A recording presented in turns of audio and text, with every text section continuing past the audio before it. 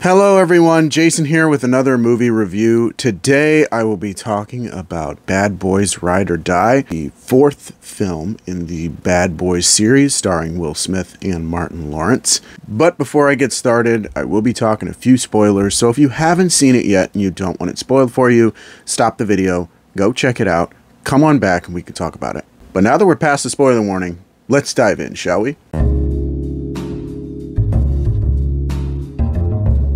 The Bad Boys series has been a bit touch and go for me personally. The first entry was really good, introducing us to Mike and Marcus and the dynamic between the two characters, and it was a lot of fun. The plot was really good and the action was incredible. Bad Boys 2 was a bit of a bummer for me because the plot was a bit nonsensical, the action sequences go on way too long. Really the only saving grace for me was the chemistry between Will Smith and Martin Lawrence. That's the only thing that really, saved that movie for me. But then Bad Boys for Life came along, and instead of most legacy sequels where it just seems like older actors revisiting characters of their youth to try to relive the glory days, yes, there was certainly an element of that, but there was a conceited effort to lean into the fact that Will Smith and Martin Lawrence aren't young guys anymore, that they can't do the same things that they've done in the past, and it became a much different type of movie. It focused on family and mortality and legacy, and it was a much more enjoyable film to me than even the other two. So when it came to the idea of Bad Boys Ride or Die, I was really excited about it because after having seen Bad Boys for Life, it just reinvigorated my enjoyment of the Bad Boys series. And this film does not disappoint. It picks up on those narrative threads and subject matters from the previous film and really runs with them even more. I think one of the best steps this movie takes in that direction is by having Will Smith's Mike get married right at the beginning of the movie. It changes the stakes a bit.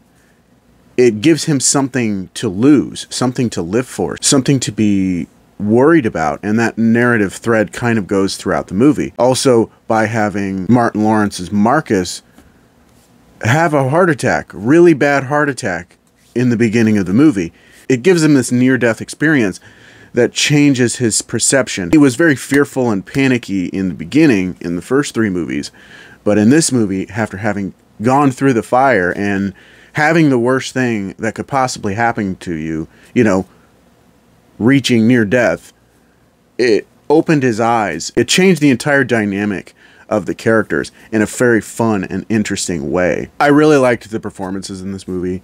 Will Smith and Martin Lawrence really anchored this franchise, and to see that continued relationship between those two characters and to see it even grow and evolve even further is really interesting, and it's what makes this series so special, and it keeps this series so interesting and new and fun because they keep finding new ways to explore the relationship between these two characters and their families, and I think that's a really great thing. I really enjoyed that aspect of this movie. That's not to say there isn't a great deal of action. The Bad Boys series is most well known for its action sequences, and this film definitely delivers. The entire climax at the end at that amusement park was incredible, and there's a shot that they pull off that if you can find it online on the behind the scenes of it, and the execution of it is just so cool. It really reminded me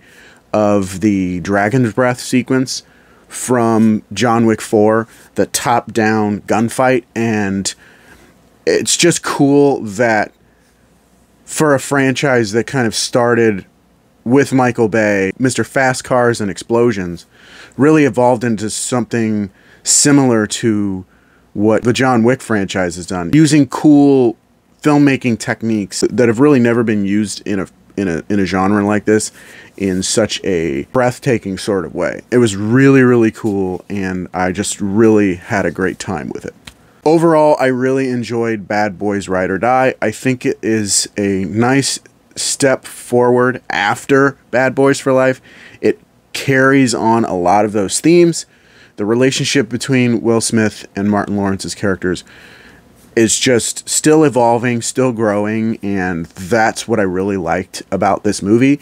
If they decide to do another one, I'm in, because Adil and Bilal are really good directors. They've taken this franchise into a bold new direction without forgetting what made it so special and unique in the first place, and I'm here for it. I really liked it.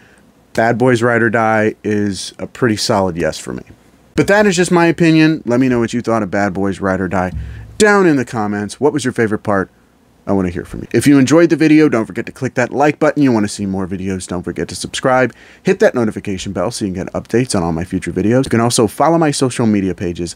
Links down in the description of this video. Thank you so much for watching. I really appreciate it, and I will see you on the next one. Bye.